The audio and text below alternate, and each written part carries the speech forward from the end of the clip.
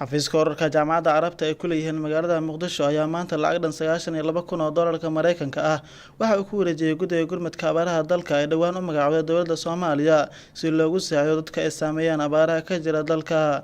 xafladan lagu wareejinayo lacagta ayaa waxa ka dhacday xafiiska ra'iisul wasaaraha waxaana goobjoog ka ahaa ra'iisul wasaare ku-xigeenka dalka ahna gudoomiyaha guddiga abaaraha محمد عمر عارتا قدومية كوانك اللبادة بارلمان كمال عبد الله عود وكيل كجامعة عربة أفردية صوماليا محمد عبد الله إدريس مسؤولين كلا قدومية كوانك اللبادة يقولها الشعب كمال عبد الله عود وهرين حفلة كهد لا يا شيء انت نيتو سالة أطهى سيدة جامعة عربة أي مرة بأقرب تاجيه الشعب كصوماليا دو حل جانا كجرا حال ذاك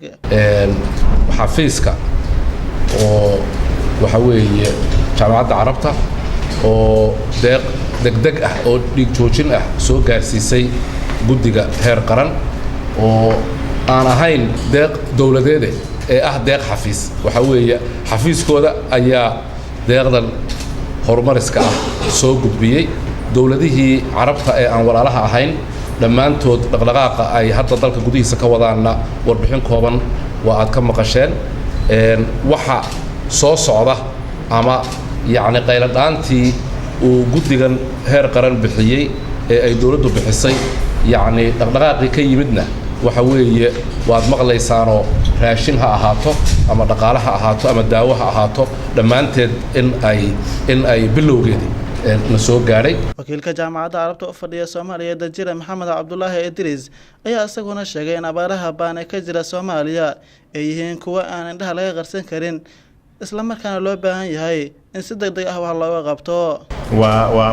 والمعلومات موجودة لدى كل الدول العربية، موجودة لدى المنظمات العربية المختصة، موجودة لدى الجمعيات الهلال الأحمر العربية، موجودة لدى القطاع الخاص العربي، وموجودة لدى المنظمات الحكومية العربية. كما تحركت الجامعة العربية والدول العربية والجمعيات الخيرية العربية وجمعيات الهلال الأحمر العربية في مجاعة 2011 لدعم الأشقاء الصوماليين، ستتحرك الدول العربية وستتحرك المنظمات العربية وجمعيات الهلال الأحمر العربية لمساعدة وتقديم الدعم الإنساني العاجل للمحتاجين والمتضررين من موجة الجفاف الذي تحول الآن إلى مجاعة. محمد عمر عارتا رئيس الوزراء كوانك dalka oo ugu dambeynta xafladda soo xiray ayaa u mahadceliyay ururka jaamacadda Carabta waxa uu sheegay in dhawaaqa abaaraha Soomaaliya ay gaareen dal walba loona baahan yahay in sidan oo kale loogu soo gurmado dadka Soomaaliyeed ee abaaruhu ay saameeyeen. Cidii ugu horeysay nagu soo wareejisa si degdeg ah sida uu sheegay gudoomiye ku-xigeenkuna ay tahay dhiig joojintaas oo ay doonayaan inay la qaybsadaan shacbigooda dadkooda walaalahood maadaama Soomaaliya iyo Soomaalidu ay yihiin dad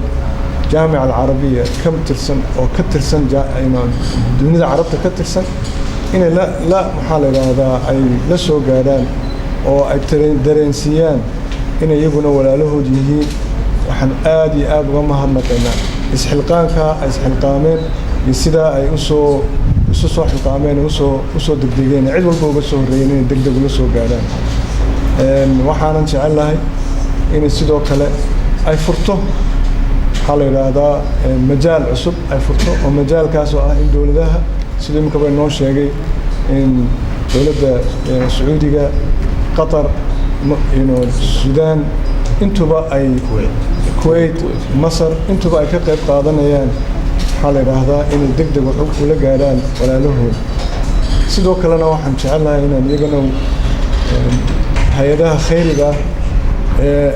أما دلك تشوجا كت دولة عربتها يوكو حاجة سنين تنتبه يجنا سيدو كلا واحد شعلها هنا باقي نطره إن يجنا كتب قاتان وحنا وفي صورنا إن تنتهي بداية يجوا الرئيس أو أي من دونان واحد بدنا أنت كبدنا ورنتي واحتر ونقدر ضدك أيام إن شاء الله تعالى كرتين. أحمد محمد حسن عطى قبل ذا مقالة مقدشو.